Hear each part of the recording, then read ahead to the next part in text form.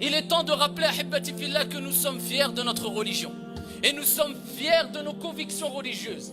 Et nous sommes fiers d'avoir comme messager Jésus, Isa, Moïse, Moussa, Nuh, Noé, Adam alayhi salam, ainsi que le dernier des prophètes, Muhammad alayhi salatu wassalam.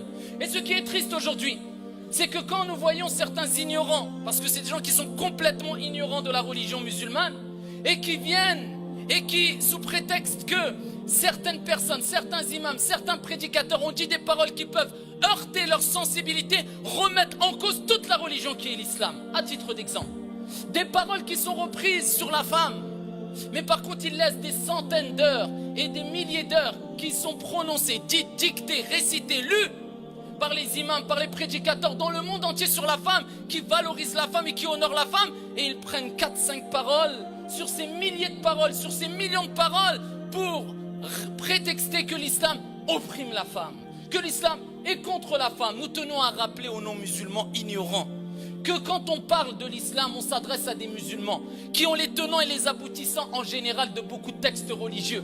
Nous sommes dans un contexte religieux, à chacun sa croyance, et les définitions qui sont apportées, eh bien, ne sont pas les mêmes définitions hors religieux. Quand on parle de pudeur en islam, est-ce que c'est la même définition que la pudeur dans le christianisme? Est-ce que c'est la même définition que la pudeur dans le judaïsme? Non, c'est une autre définition. Donc quand nous disons, eh bien la femme qui n'a pas de hijab, eh bien c'est une femme qui n'a pas de pudeur, nous voulons dire quoi? Tout le monde le sait, les musulmans le savent. C'est une femme qui n'a pas une pudeur complète, parfaite. Ça ne veut pas dire qu'elle n'a pas de pudeur. Et c'est ce qu'on dit dans plusieurs prêches depuis des années, que la femme qui n'a pas de voile peut être meilleure et plus aimée auprès d'Allah que la femme qui a un hijab et qui désobéit à Allah. Mais ces paroles, on les met où? On les met de côté. Pourquoi? Que cherche-t-on derrière cela? Diviser, faire du mal, pas à moi ou à Foulan, faire du mal aux musulmans. Je parle d'une minorité de gens pervers, à l'esprit déplacé et à la bassesse intellectuelle malheureusement. Quand on parle de la musique, eh bien nous sommes fiers de dire, le messager a dit, qu'en plaise, ou plutôt qu'en déplaise aux intolérants complexés. Eh bien quand on dit que le messager d'Allah a cité un récit prophétique où il rappelle qu'il y aura ici avant la venue de la fin des temps, eh bien des transformations. Et parmi ces transformations, des gens qui seront transformés en porcs et en singes. Parmi ces personnes-là, certaines personnes qui écoutent certains types de musique. Eh bien nous y croyons, il le dit, c'est le prophète qui l'a dit, ce n'est pas moi. Et tous les musulmans du monde entier reconnaissent cela et citent ces récits. Eh bien si les gens attaquent ces récits prophétiques, ils attaquent l'islam.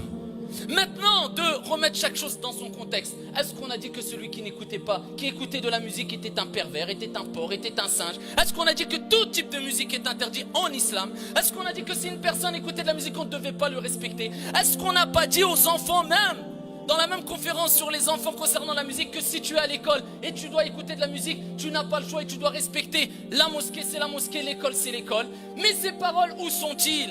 Est-ce que nous citons les paroles de la Bible? Eh bien, 5.22-23, Ephésie, eh bien, quand ici il est cité que, eh bien, la femme est soumise à son mari et le mari est le chef de la famille. Eh bien, est-ce qu'ils prennent ces passages pour mal interpréter? Non, parce qu'ils savent qu'il y a des interprétations, il y a un contexte, il y a des explications. Mais quand c'est l'islam, ça marche, c'est vite fait. Une petite vidéo, 3-4 secondes. Eh bien, c'est à ce moment-là où les musulmans doivent dire stop, touche pas à ma religion.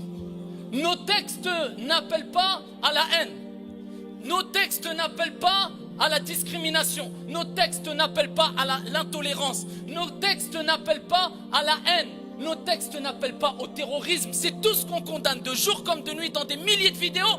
Mais on ne voit et on n'entend que ce qu'on veut voir et entendre. Eh bien nous le disons, on a des textes qui sont donnés à des musulmans, transmis à des musulmans, comme les chrétiens ont des cours de catéchisme pour les enfants et autres. C'est dans un contexte religieux. Et soyez honnêtes et soyez ici des personnes justes dans votre jugement et jugez la totalité des propos avant de vous faire un point de vue. Au moins écoutez 10 vidéos complètes avec intelligence et ouverture d'esprit, ya ibadallah. Quand nous entendons qu'il y a des gens qui disent que si tu fais telle action, eh bien tu seras ressuscité en biquette ou en truite ou en vache ou en bouc. Eh bien c'est ton problème. Sois ressuscité en ce que tu veux d'après ta croyance, on te respecte. Eh bien nous on dit il y a des transformations. Comment, de quelle manière, on ne sait pas. Mais c'est des textes, on répète, point. Toi, tu seras ressuscité en ce que tu veux si tu veux. D'après ta croyance, on respecte. Tu es juif, bouddhiste, je te respecte. À toi ta religion, à moi ma religion. Sois tolérant, je suis tolérant. Respecte-moi, je te respecte. À chacun sa place et remettons les points sur les i et les barres sur les t. Et ça, il est important de le dire. Allahu Akbar kabira, walhamdulillahi kathira, wa subhanallahi bukratan wa asila.